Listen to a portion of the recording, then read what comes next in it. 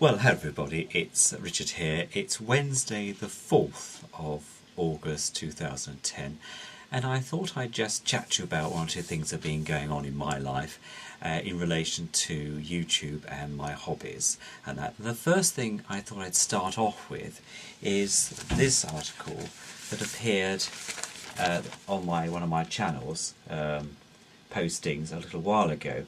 If you remember, there was some debate about turning off the analog FM signal and switching over in 2015 to digital, and we were going to lose all the analog signals for our current radio sets, and that was going to put about 150,000 FM sets into the bin or recycled, going abroad and or whatever.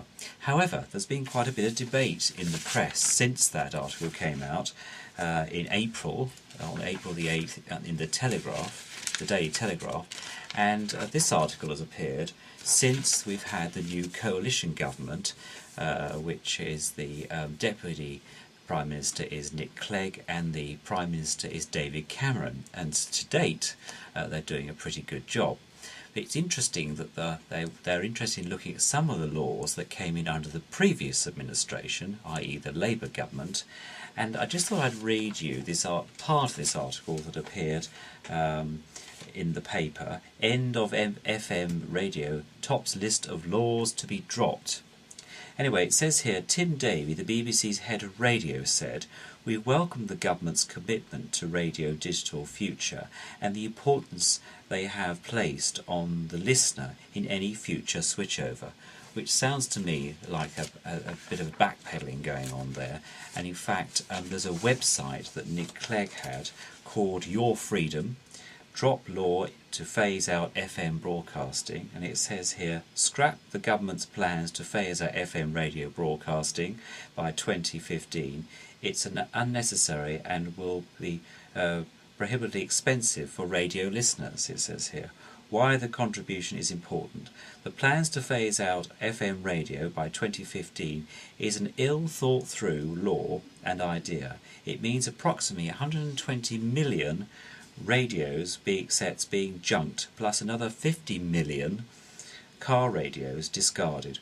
What a monumental waste of resource, not to mention the cost of replacement. Scrap this idea, please. Anyway, I made a posting on their website saying, why don't we keep FM and run alongside that the new digital signal, so you get the best of both worlds. So the major broadcasters like the BBC and others, Classic FM, the ones I listen to, can keep things going on FM because there's nothing wrong with FM, but put it onto digital for those people who want to listen in digital and can get a signal, because we all know there's been loads of reports about people not getting digital radio, and therefore the signal's either there or not there.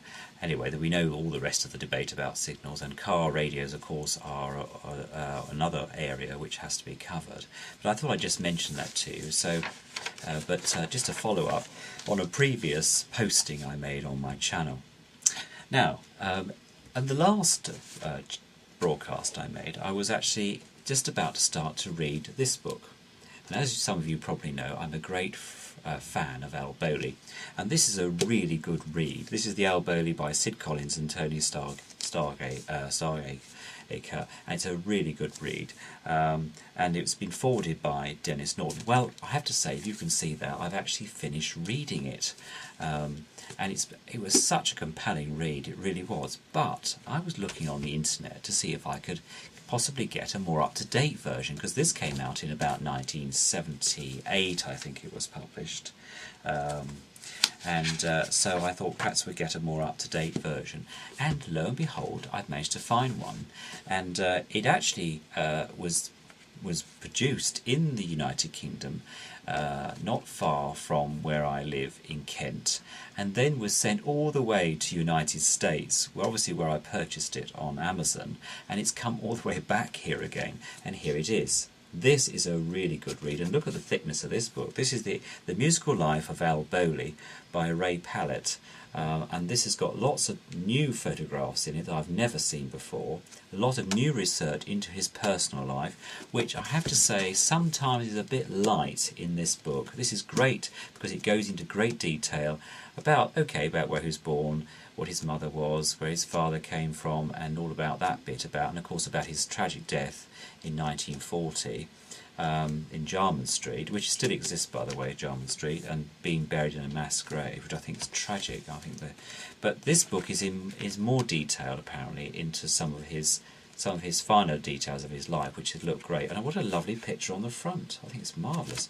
And so I'm going to enjoy reading that. So I'll let you know, Al Bowley fans, and what I'll do is I'll put the ISBN number at the bottom, so if anyone's interested in ordering this, then you'll know. It only came out in May 2010, so it's the most recent up-to-date biography about Al Bowley. Great stuff. Another little book I got in my local Waterstones was this book, which is the Al Bowley on LPs and EP Records by Edward Towler. This is more of a case of what I call a train spotter's guide. It really goes into great detail about the numbers of records and the dates in which Al produced them, which is great because some of the records I've got aren't dated and you can actually look them up, so it's a good read as well. This one only cost literally £5, but that was all they Waterstones had at the time. That was before I found the Ray Pallett book here, which as you can see I've started just reading from where the bookmark is. Great stuff. Two interesting bits there. Now, knowing that I'm probably going to go over the 10-minute watershed, as it were, or slot, I just thought I'd mention, because one of my YouTube friends, Charles Burton Smith, mentioned in a recent posting on his channel that in fact YouTube are allowing you to go to 15 minutes. I have to say I've checked that out, and in fact they aren't. They're still saying it's 10 minutes on their website. So if you're thinking of going beyond the 10 minutes, be warned. You probably you won't be allowed to broadcast, and you'd have wasted all that time setting the thing up. So we're into 7 minutes at the moment. I'm actually going to do 2 parts to this video. So this is part 1.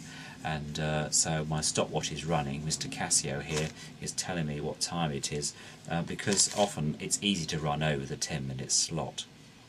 Anyway, moving swiftly on because of time. As you know, I'm a great fan of cassettes, and I've been collecting a few of those, and you can pick them up so cheaply now, 10p or 20 pence. These are a few I picked up in the local charity shop recently. This is Sing Lofty, Windsor Davis, and Don Estelle. Now, some of you know I just love Don Estelle singing. He's a really great singer. This is obviously a follow-on from the Ain't Half Hopman TV programme that was produced by Tony Clark, and it's a great listen to. He's singing songs here. Paper Doll, well, we know the Mills Brothers did that one. Without a Song, 3 Coins in the Fountain, and lots of other great numbers. So that's a great one. I might showcase that on here for you sometime. Frankie Vaughan. Now, some of you may laugh at Frankie Vaughan, but actually I think he actually sings very well, and I've got one of his records that came to me through a collection, and I quite enjoyed that, so I picked that one up. It's another good listen, that one is. Ray Charles, here we go, Ray Charles, nice cassette of his. CC Rider Blues, and many others on there. A great listen, that one. And this is an unusual one. This is My Way by Nick Clegg. But not Nick Clegg the politician, I have to say. This chap plays electric guitar, and he's actually still very active. Why I like him, he used to be based in Kent in a place called Rochester, or near a place called Shaw near Rochester, and he recorded this album in Rochester. He now lives in Essex, he tells me. I've actually seen his website and also seen a posting on YouTube. So, and great listen, that if you like that type of music. So I think we've nearly got to the point where I'm going to switch off and do part 2. So I look forward to seeing you in part 2, and thanks for watching. See you soon.